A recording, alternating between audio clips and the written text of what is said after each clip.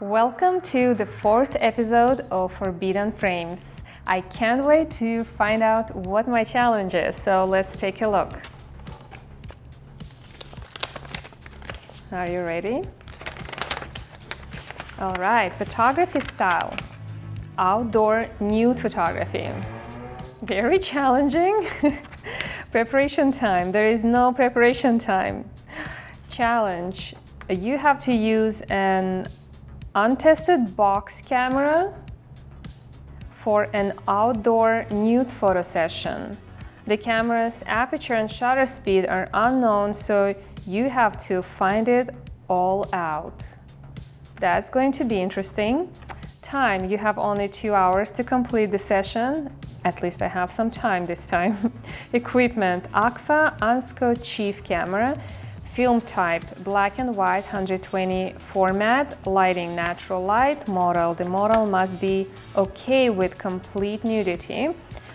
Passing rules, you must have at least one image to complete this challenge. If you fail the passing, you will have to go back out there for another shoot, but photograph the model while wearing minimum clothing. Uh-oh. Okay. I think that's the most difficult challenge so far, but challenge is accepted. So let's take a look at the camera. And again, this is Agfa Asnco Chief camera. This is a very interesting camera to work with. I don't know what to expect, but challenge is accepted. Let's see if I'm going to make the Boudoir history with Agfa Ansco Chief camera or not.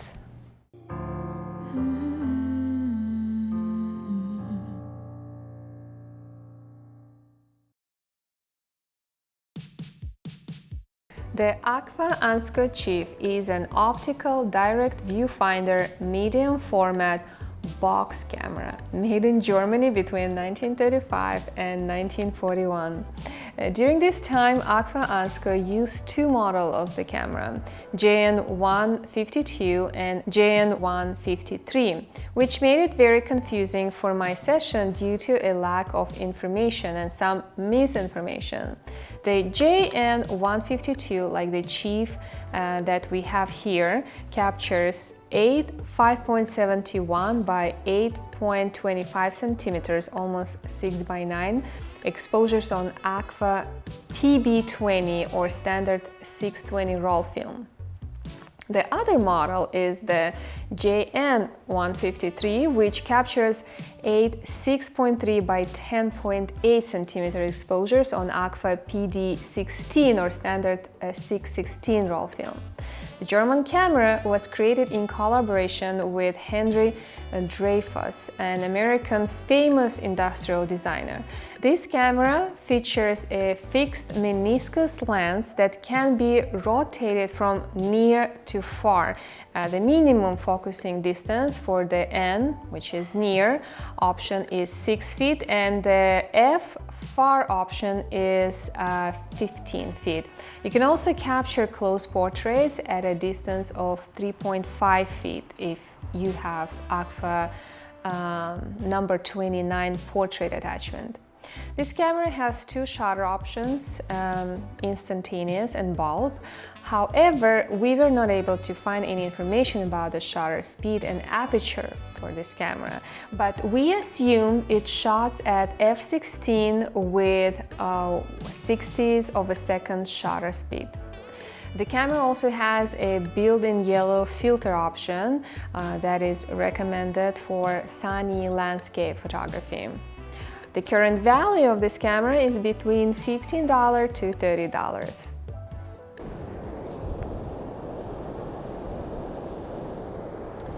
Okay, just want to mention the focus part. There's only two options here on this camera, N, which stands for near, and F for far. So for the near, the minimum focusing distance is 6 feet, and for the far, minimum distance is 15 feet. So from 15 to infinity, the subject is going to be in focus. and my subject is currently 20.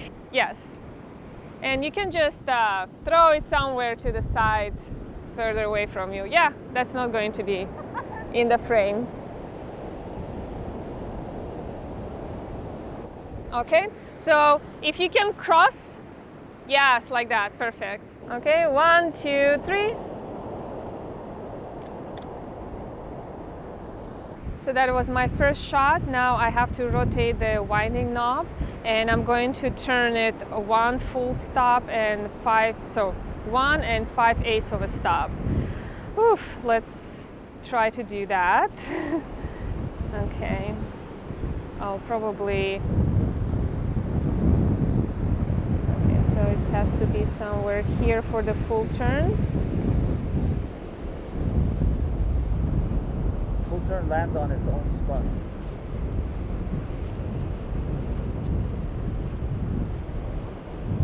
It's a little bit tight.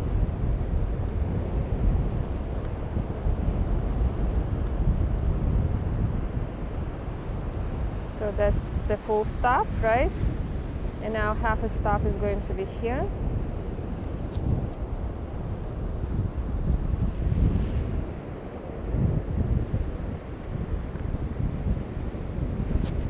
It's a little bit tight.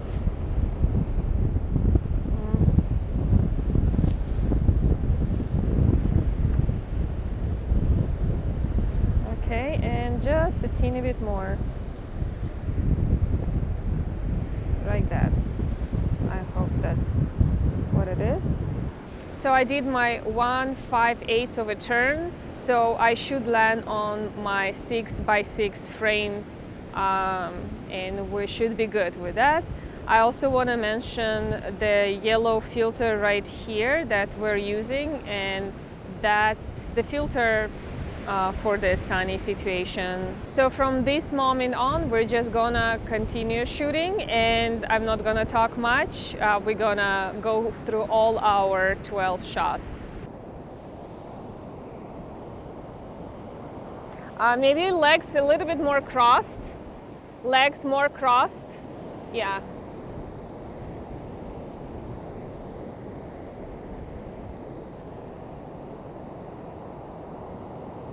Okay, yeah, that's pretty. Hold it. Okay. Full turn. Okay. What if you sit down like this? Kind of like this? Yeah, like that. The preparation for this session involved research, and all I wanted to know was the shutter speed and aperture for this camera, which I never found out. This camera was not tested, and we bought it from a guy who didn't know anything about cameras. The shutter was originally broken, but Eliar fixed it, so I was literally taking risks with this challenge. In my research, I learned that most early box cameras had similar slow shutter speeds and small apertures. They were usually built for sunny days with deep depth of field, so I thought I would use the sunny 16 rule on this camera, assuming the aperture is f16 and the shutter speed is 60ths of a second. Therefore, I needed to buy fast 120 films to get the right exposure, and I picked the location based on my theory, a sunny, nude beach on the East Coast. The sunny 16 rule states that on a sunny day you should set your aperture to f16 and your shutter speed to the reciprocal of your film speed, or as close as possible. For example, if your film is ISO 50, you should set your shutter speed to 1/50th of a second or as close as possible, which in this case would be 1/60th of a second. Conversely, if you know you want to shoot a bird, for example, and need a fast shutter speed of around 1/1000th of a second, then you should use a film with an ISO of 1000 or the closest number, which in this case would be ISO 800, because that's the closest film ISO available. A perfect example would be shooting on a sunny day, setting the camera's aperture to f16, shutter speed to 1/25 of a second and using an ISO 125 film. We actually couldn't be over there because it's facing the parking lot and other people who are passing by the beach can see us. So there is an actual fine if you are nude up on the hill. What's the fine? $50? Yeah, is it 50? 500? Ooh, 500 each. I heard 50. Each? He said each. Actually, the fine is $5,000 per person. Wow, we were in a big trouble. This camera was so simple that it was almost unreal. I like the fact that all I had to do was just press the shutter and advance the film. I didn't have to worry about the light changing or camera settings because my hands were tied in that area. I had no camera setting options. Okay, so starting from the top, we got the winding knob right here. Okay, so this is your winding knob. It's not gonna stop automatically. You're gonna have to actually stop it when you have the indicator over here in this little red window. When you land on number 1, 2, 3, 4, and those are gonna be your frame counts, so right here. So once you see the number, you're gonna have to stop. Again, we did a lot of mistakes with this, turning the winding knob 2.5 times, 2 times, and then half a time. I don't know, we did all that crazy stuff.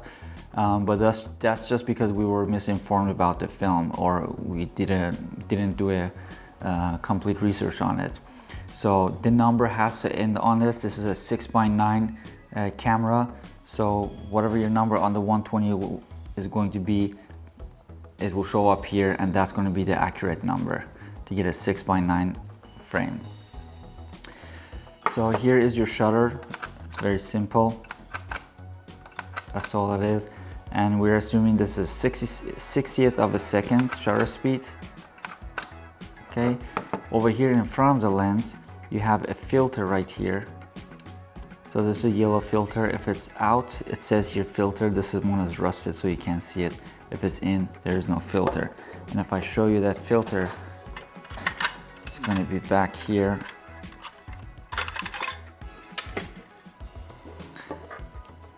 I don't know if you can see it, but so this is filters out, this is filter out, and then filter in. So it's this little yellow, almost plastic filter over there. So we're done with our first film and we were very ready to change it to another one, but unfortunately we can't. All you professionals who are using film cameras probably figured out why, but let me explain to you. So the original spool that were used for our first film actually has to go with the film for development, and this is a 1/16 film camera. We have another spool for 120 film, but that's not gonna work for this one. So we need an original spool for this. So unfortunately, we're not gonna use our second film.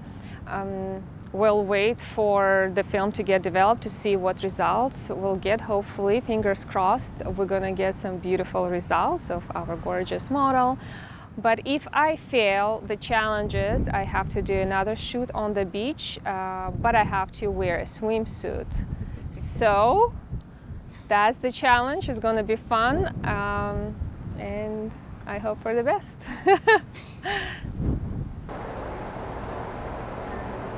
Yeah, probably it would be better if she's a little bit closer to me, right? And we need to work on our exposure and focusing. So this is completely blurry. I don't see, and this is more overlapping. So some images are, I don't know, they're kind of the same overlap. But if you put this and this together, kind of like, but again, I have to just keep in mind that the subject should be maybe somewhere in the middle. So if it happens, yeah, this one is blurry as well. and it's more overlap. So this one, I turned it vertically. So the very first images I did yeah, I remember that. I did 2 vertical images, and I think I shouldn't do those, right? I think, no, I don't know why. Because of the overlap also, you can never predict where it overlaps, but if it's this way, we can crop it and it's still gonna work. But they're all the same to me, the same underexposed, the same blurry, not in focus images. Despite the simplicity of this shoot, I faced many challenges that I could have been avoided if I had known more about the camera. The biggest challenge was my incorrect assumption that the camera used the 6:16 film format, which I kept mistakenly referring to as 1:16. This misinformation messed up my first session because I was not advancing the film properly, resulting in overlapping images. The second challenge was inaccurate measurements for focusing. What looked like 10 feet for me was probably more than 10 meters, resulting in capturing very wide shots. The third mistake I made was double exposing my film. There were a few images when I forgot to advance the film and took another photo on the same negative, resulting in a double exposure. The fourth mistake was not having any 620 spools for my other films. After my first roll, my 620 spool was with a negative ready for processing. The fifth challenge was advancing the film. I used 120 film in a 620 film camera without reshaping the size of the 120 spool, so the film kept getting stuck all the time. That's why I failed this challenge and I had to go back out there and photograph Rachel again while wearing my swimsuits. So this camera has only far and near, okay, and there's actually supposed to be a mark on here, but this camera is really old and rusted, so the mark is gone. So I'm going to grab the silver marker and I'm going to mark it myself. So over here, this, I'm gonna mark it right here as my far. Okay, so now I have an indicator, I got a marking. So this is far and this is near. Okay, so now if I far over here, I'm gonna mark this right here. This is my near and this is my far. So this is 6 feet. I'm just gonna write here 6.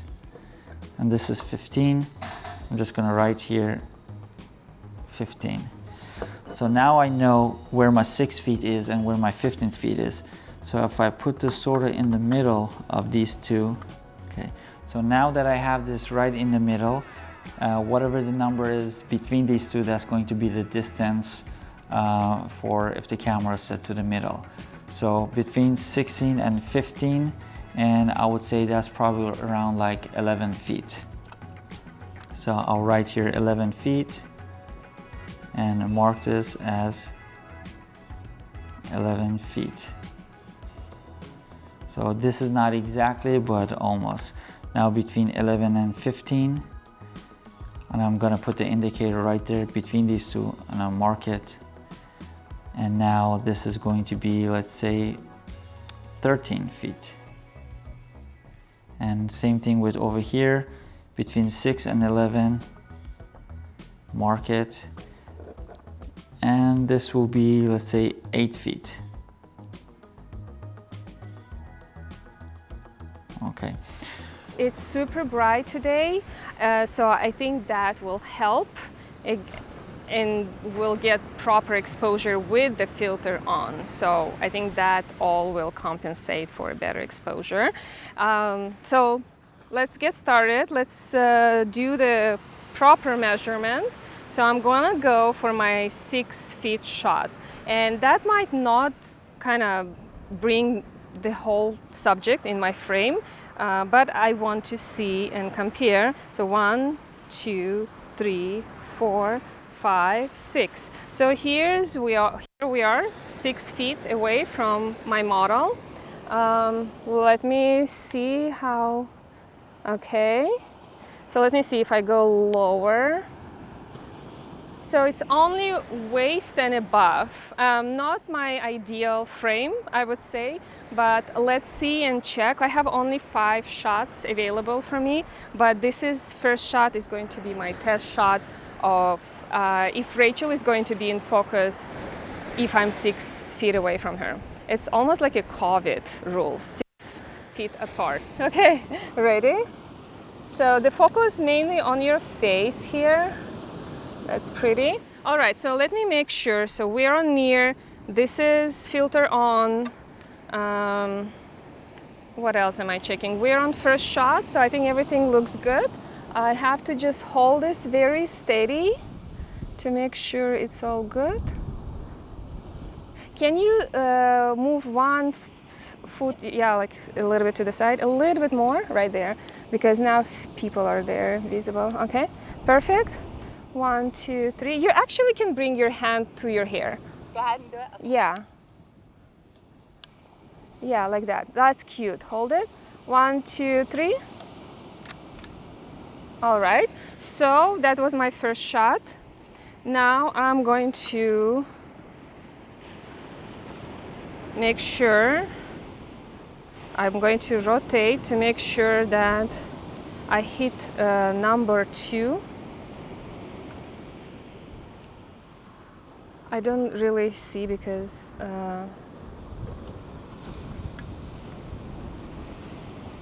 okay, so first circle, second circle, third circle, so we're almost there, and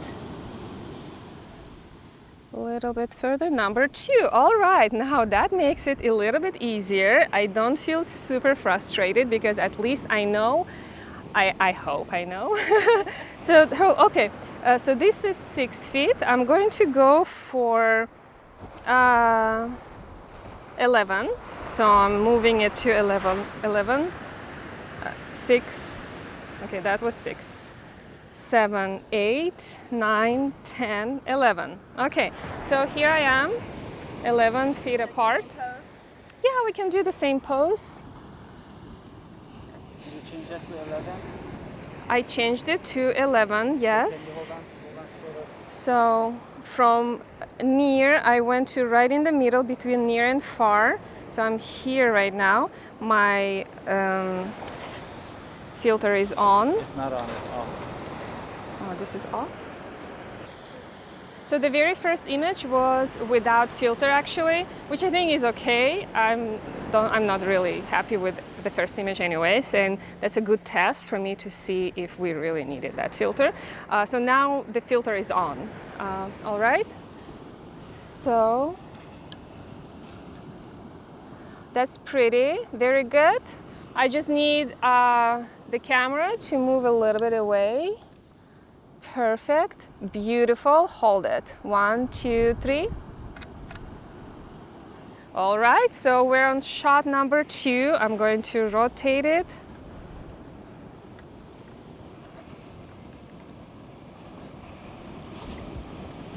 For this session, we spent $6 on the camera, $15 on the 620 spools, $40 for 420 film rolls, and $75 for processing, printing, and scanning for all those film rolls. The beach entrance fee was $25. Brunch came out to about $50 for Yulia, I, and the model. We also spent about $20 on gas. So the total expenses for this session came out to $231. I'm at shot number 3. Okay, 1, 2, 3. Beautiful. All right. I love that pose a lot. So I want to do the same pose, but a little bit closer to you, just in case. Okay. Is that okay?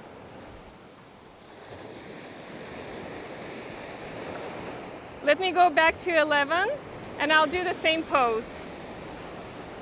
Sorry, but I loved it. It's so pretty. I like it. 1, 2, 3, 4, 5, 6, 7, 8, 9, 10.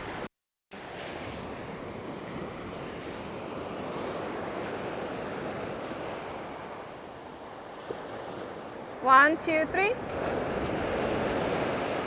Perfect. All right. So let's move to shot number 4 and we will change our pose. 4. So I'm gonna go back to 6 feet. I'm gonna go to my near focus, which is 6 feet. And I'm gonna do only 6 and 11 from now on. Just different pose with Rachel. Okay, I like that. So one, oh, are you okay? It's refreshing though. Feels so good. So one leg is a little bit lower. I love that. Yes, yeah, that's beautiful. Oh, so we'll do that when I'm ready to photograph, okay? What do you want me to do with my hands? You want me to... No, just like, or whatever you're comfortable. If you want to cover, then with that hand probably. Okay, yeah, like that is perfect. 1, 2, 3, 4, 5, 6. So here is 6. Let me double check everything. My filter is on. I'm on eye. I'm on near focus. All right. Now I just need to lower myself. Chin up, Rachel.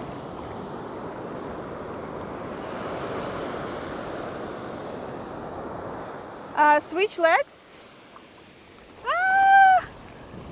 And one knee is a little bit higher, like the other one. So both are bent, but a little bit, the other one is higher, yeah. I was pretty impressed with the final images, particularly from the second time out there. I know the images weren't sharp and I don't believe they could be any sharper with that beat-up camera and lens from 90 years ago. However, I was quite impressed with the exposure based on my unproven assumption.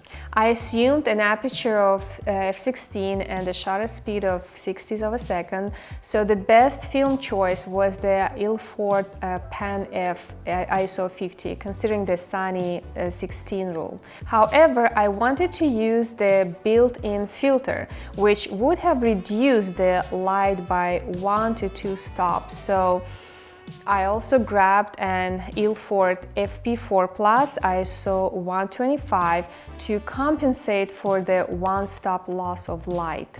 The first time out there, we went early in the morning, so the sun wasn't completely out and my images were underexposed. But the second time I went during the peak of the sun and got great results with Ilford ISO 50 without a filter, ISO 125 with the filter and ISO 200 with a filter. My best result was with ISO 125 and the filter on, which reduced all the reflections from the sand and gave me a nice contrast. The best thing I liked in the images is the smooth motion blur in the water. This kind of tells me that the camera's shutter speed is not faster than 60s of a second. Let me just go closer to the window so it won't be too dark for the audience to see the images. Yeah, this is better. And I can see them better too. Wow, this is the first shot. It doesn't look too bad. It's a little bit bright, but I think that's when I forgot to use the filter. This is nice. I like it. I don't think it's really in focus, although we were counting. Maybe I didn't count right, because it seems like everything is in focus except her. The sand is also in focus. The person here seems very in focus. Here's my clipped 120 film. Okay.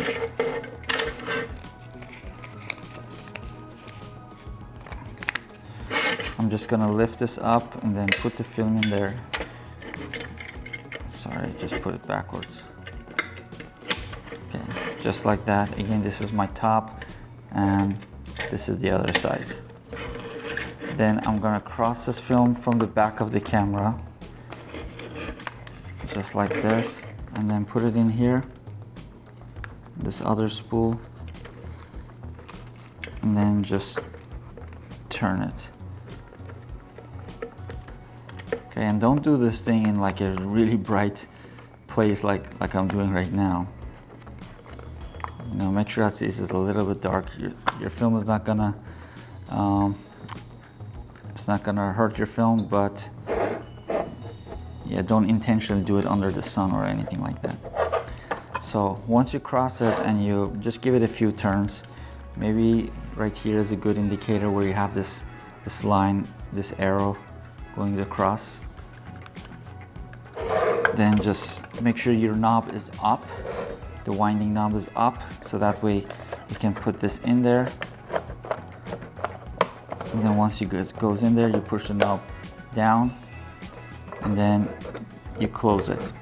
So you close it, and then you start turning it clockwise. I'm doing everything reverse here. So you're turning it, make sure it's completely down. It wasn't down all the way. Turning it. Okay, you got an arrow. You're like, okay, I'm getting close. I had a great time with this camera with Rachel and being on the beach. It's such a relief sometimes just to be out of the studio, out in nature. These are the final images I selected for my upcoming book, Forbidden Frames, 100 Years of Recreated Boudoir Photography History. For this session, I did use luminosity masks to adjust my highlights and shadows. I removed some dust in the images and did some cropping. I'm happy to say that today we made boudoir history with the Agfa Asnco Chief PB20 camera. Hope to see you guys next week with another episode of Forbidden Frames featuring another model, another camera, and another boudoir challenge with a film camera. We live in boudoir.